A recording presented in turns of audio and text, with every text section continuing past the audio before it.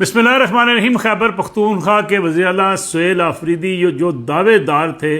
कि इमरान खान साहब से मुलाकात ना हुई और उनसे मुशावरत ना हुई तो काबीना में तोसी नहीं होगी, लेकिन उन्होंने आज काबीना में तोसी कर दी। 6 जो है उन्होंने वज़रा ले लिए, 4 मशीर ले लिए और 8 मामले खसूसी भी बना दिए। लेकिन इन तमाम वज़रा, मशीरों और मामले खसूसी के लिए जो तरजीह रखी गई वो ये थी कि ये अली अमीन गंडापुर साहब जो कि साबिक़ वज़ीर आला हैं उनके मुखालफ ग्रुप में से होंगे। दूसरा, कुछ लोगों को खुश करने के लिए भी काबीना में लोगों को लिया गया। बाकी कई अज़ला ऐसे हैं जिनको नज़रअंदाज कर दिया गया, इसके बावजूद कि पार्टी की तरफ से इस ख्वाहिश का इजहार किया जा रहा था कि इन तमाम इलाकों को जो है नुमाइंदगी दी जाए ताकि पाकिस्तान तहरीक इंसाफ जो है वो मजबूत हो सके। अगर देखा जाए तो काबीना में जो तोसी की गई उसके लिए जो सुहेल आफरीदी साहब ने टारगेट मुकर्रर किया वो ये है कि जनाब उस्मान बटेनी को उन्होंने लिया टांग से, जो अली मीर गंडापुर साहब के मुखालफ थे, जबकि तारिक सईद साहब को लिया लकी मरवत से, जो शेर अफजल मरवत और अली मीर गंडापुर साहब के मुखालफ तस्वर किए जाते हैं। चूँकि अली मीर गंडापुर साहब और शेर अफजल मरवत साहब बिल्कुल एक ही हैं, दोनों का आपस में बड़ा गहरा ताल्लुक़ है, रिश्ता है। इसलिए जो है वो तारिक सईद चूँकि दोनों के मुखालफ थे, इसलिए सुहेल आफरीदी साहब ने उनको जो है वो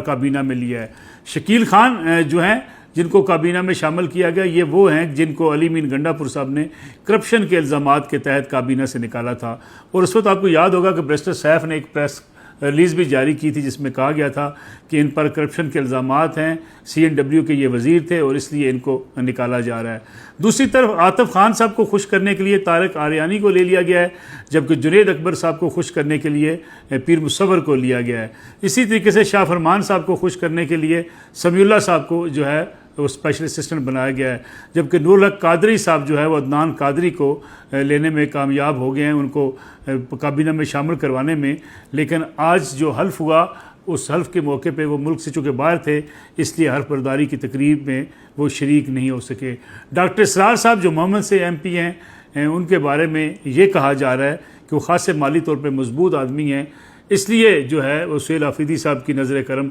उनके ऊपर पड़ी कि एक अच्छी जो है वो भारी शख्सियत माली लिहाज से वो भी इस वक्त काबीना का हिस्सा बन गई है। अगर मजमूई तौर पे देखा जाए तो सुहेल आफरीदी साहब ने बड़ा हाथ किया अली मीर गंडापुर साहब के साथ कि जनाब उनके जितने हामी थे या उनके जो मुखालफीन थे उनको तो एडजस्ट कर लिया गया, उनके और हामी जो उनके थे उनको साइड लाइन कर दिया गया। गोया टारगेट ये था कि अली मीर गंडापुर साहब की जो इस वक्त पार्टी के अंदर जो लोग थे या उस वक्त हुकूमत में लोग शामिल थे उनको आस्ता आस्ता करके साइड पे कर दिया जाए। तो गोया इसमें काफ़ी हद तक सुहेल आफरीदी साहब कामयाब रहे हैं। लेकिन सुहेल आफरीदी साहब की इन काबीना में तोसी के बाद सोशल मीडिया पे अब उन्हें शदीद तनकीद का सामना भी है और ये कहा जा रहा है कि जनाब सुहेल आफरीदी साहब आप जब वज़ीर आला बने थे तो उस वक्त तो आपका मैंडेट यही था, आपने ऐलान भी ये किया था कि मैं इसलिए वज़ीर आला बना हूँ कि मैं इमरान खान साहब को रिहा करवाऊँगा। जब आपसे सवालात भी किए गए सूबे की तरक्की के हवाले से, तरक्याती कामों के हवाले से,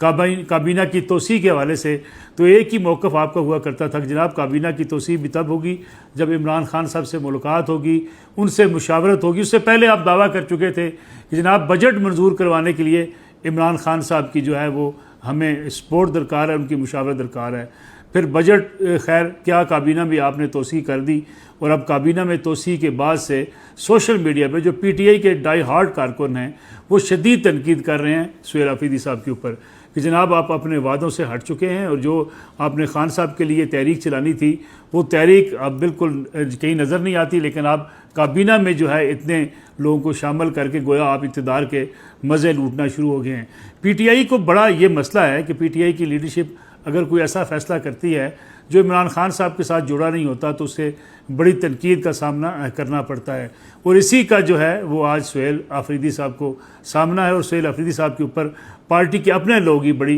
तनकीद कर रहे हैं। पार्टी के अंदर से खैबर से भी मुंतखब आफरीदी जो रुकन सूबाई असम्बली हैं उन्होंने X के ऊपर भी, ट्विटर के ऊपर भी एक शेयर के ज़रिए बड़े मानी खेज शेयर के ज़रिए तनकीद की है काबीना में तोसी के हवाले से। और अगर मजमूई तौर पर देखा जाए तो बाबर स्वाति साहब जो स्पीकर हैं वहाँ के खैबर पख्तूनख्वा असम्बली के, उनको खुश करने के लिए एबटाबाद से नज़ीर अब्बासी साहब को भी ले लिया गया है, जबकि स्वात जो एक बहुत बड़ा इलाका है वहाँ से किसी को जो है वो शामिल नहीं किया गया। इसी तरीके से शांगला से भी कोई जो है वो काबीना में नहीं है। और अगर वज़ीरिस्तान के 3 अजला की बात की जाए तो तीनों अजला की कोई नुमाइंदगी भी इस वक्त मौजूद नहीं है। इसी तरीके से बन्नू से भी कोई जो है वो नुमाइंदा नहीं लिया गया, हंगू से कोई नहीं है, और बाजोड़ से भी कोई काबीना में रुकन शामिल नहीं किया गया। गोया सुहेल आफरीदी साहब की इस काबीना में तोसी के ऊपर पार्टी के अंदर से जो आवाज़ें उठ रही हैं वो ये कहा जा रहा है कि पार्टी के लिए या सूबे की तरक्की फलाह बहबूद के लिए ये काबीना में तोसी नहीं की गई,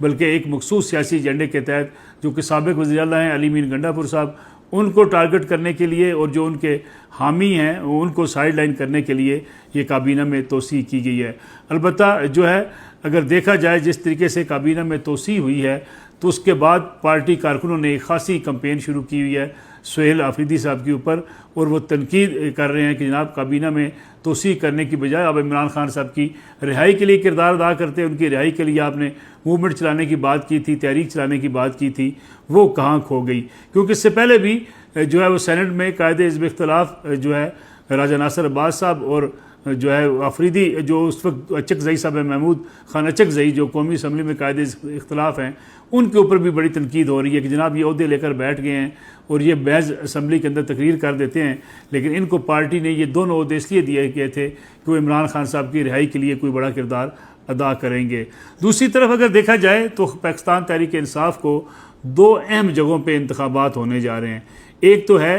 गिलगित बल्तिस्तान और दूसरा है आज़ाद जम्मू और कश्मीर। अब इन दोनों इलाकों में पार्टी को शदीद मुश्किलात का सामना है। पार्टी को इलेक्शन में हिस्सा लेने की इजाज़त नहीं दी जा रही और इलेक्शन कमीशन ऑफ पाकिस्तान ने पाकिस्तान तहरीक इंसाफ को बतौर पार्टी मानने से इनकार किया है। इस फैसले के ऊपर भी बड़ी जो है इस रवैये के ऊपर तनकीद की जा रही है और ये कहा जा रहा है कि पार्टी जिन लोगों के हाथ में आ चुकी है वो कानूनी तौर पर इस हद तक नालायक निकले हैं कि पार्टी का दिफा भी नहीं कर पा रहे और कानूनी तौर पे रिलीफ भी नहीं ले पा रहे। साबिक वज़ीर इत्तलात फवाद चौधरी साहब हैं, उन्होंने इस फैसले के ऊपर कि पार्टी को दोनों जगहों पे इलेक्शन में हिस्सा नहीं लेने दिया जा रहा, उन्होंने इसके ऊपर एक ट्वीट किया है, एक्स पर अपना पैगाम दिया है जिस पे उन्होंने लिखा है कि ये होता है यानी वकीलों को पार्टी देने का फ़ायदा। आगे उन्होंने सवालिया निशान लगा दिया है कि जनाब ये